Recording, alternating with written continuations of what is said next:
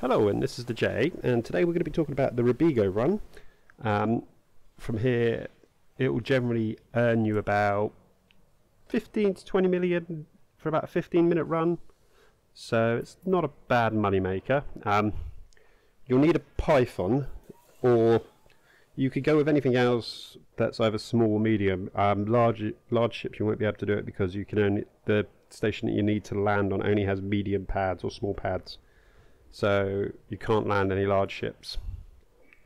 So what you'll need is to fill most of the slots with passenger cabins. So what I've got set out in this Python is all the 6 size slots are filled with business class cabins.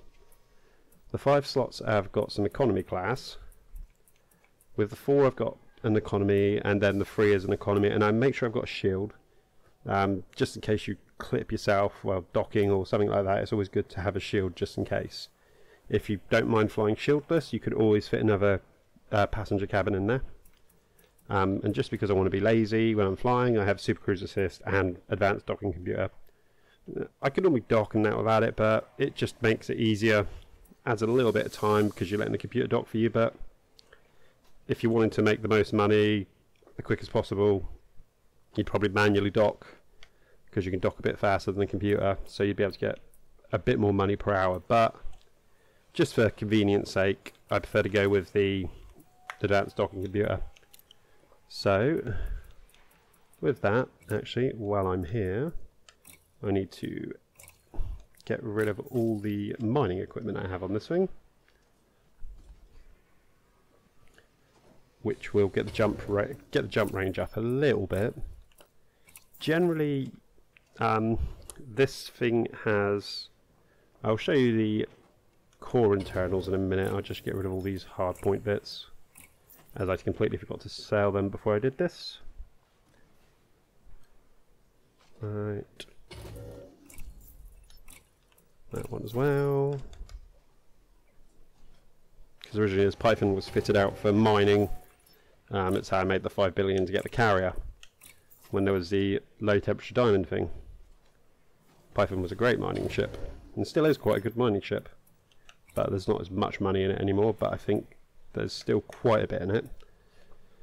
So I've got a 7A. Most of the time you can get a smaller reactor, which will give you a bit more jump range. It's just what I happen to have fitted.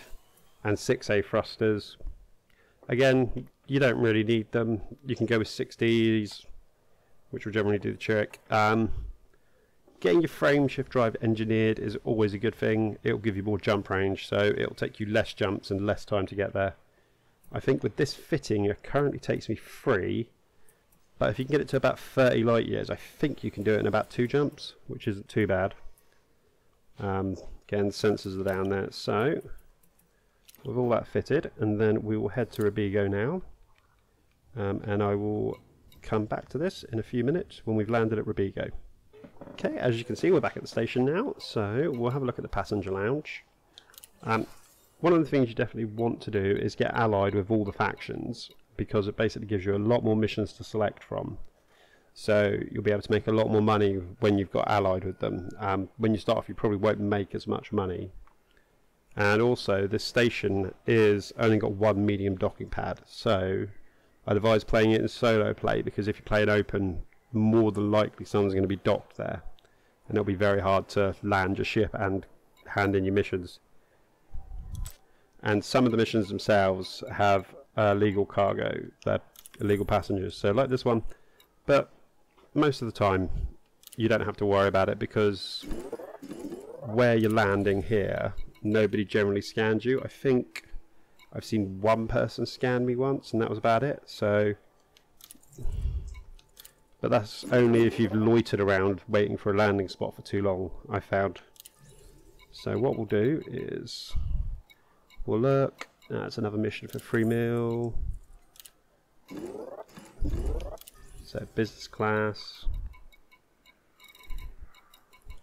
and then we've got some more 3 mil missions. I'll just check the other ones. There we go, another 4 mil.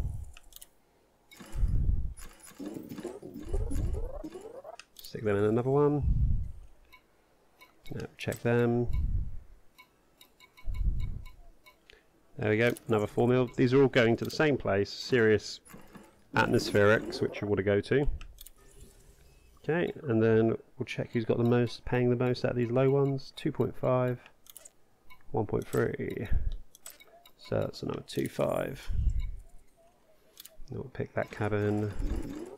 And we might be able to squeeze one more, yeah. And that's another 1.6. So yeah, you could put another cabin in for the shield generator if you don't mind firework shield and make a little bit more money per hour.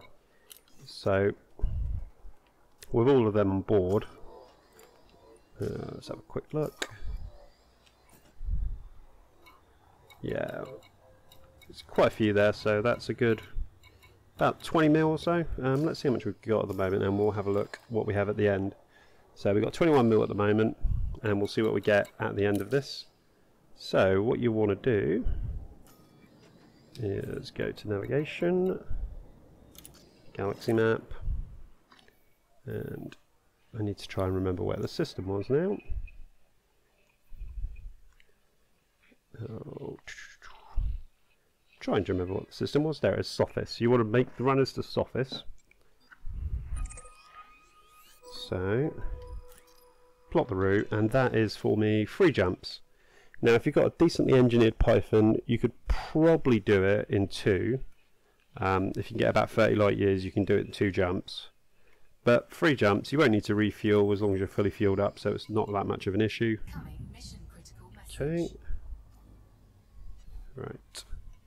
So let's close that.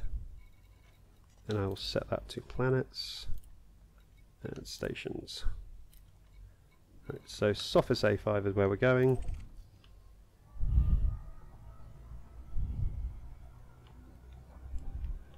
And as you get closer, it will come up with a Taurus beacon. Yeah, having all of these people here, that some of them are criminals, you definitely don't want to get scanned. So another thing would be to put some chaff on here, just in case, but it's very unlikely you will get scanned. But it's always a good idea too. So get the Super Cruise assist. It's a few light seconds out, so it takes a little while to get there, but not too long generally. Right.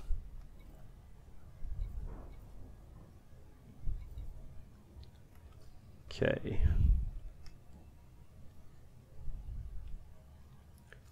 So let's have a quick look. Yeah, most of these are easy passengers, they're all laid back. Yeah, they're all unfazed by danger and anything like that, so it's not too bad. So 7 passengers, each paying, most of them paying around 4 mil, and a couple in 2 to 3 mil, so it's not a bad money maker at all. And you can generally get the runs done quite quickly. So we're coming up to Sophis now. So what I will do is, when we get a bit more closer, we should see a, but unless I haven't got it, because I haven't got it on properly, points of interest. There it is, Sirius Atmospherics, and we'll turn on the Super Cruise assist to that.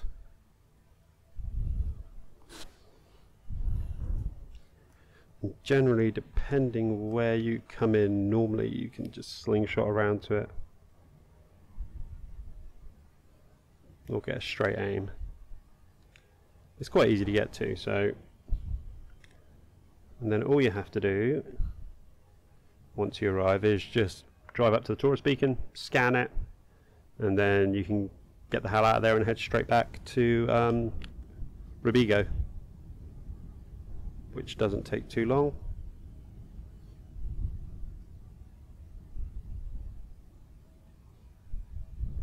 So yeah, we're about 5 minutes so far. Well, 6 minutes after a minute of faffing about with the settings. So generally, it'll probably take you another 5-6 minutes to get back. So it puts the run at around 12 minutes or so, which isn't too bad. Generally you can get quite a few runs in an hour. Right, so let's get up there. Just make sure you target it. Don't drive it as fast as I am. Yep, that was a cock up. That's fine. Power to the shields. Well, that was just bad flying. Okay, there we go, done. As you see all those mission objectives there. Yeah, so when you do it, try not to fly into it. That was just bad flying on my part.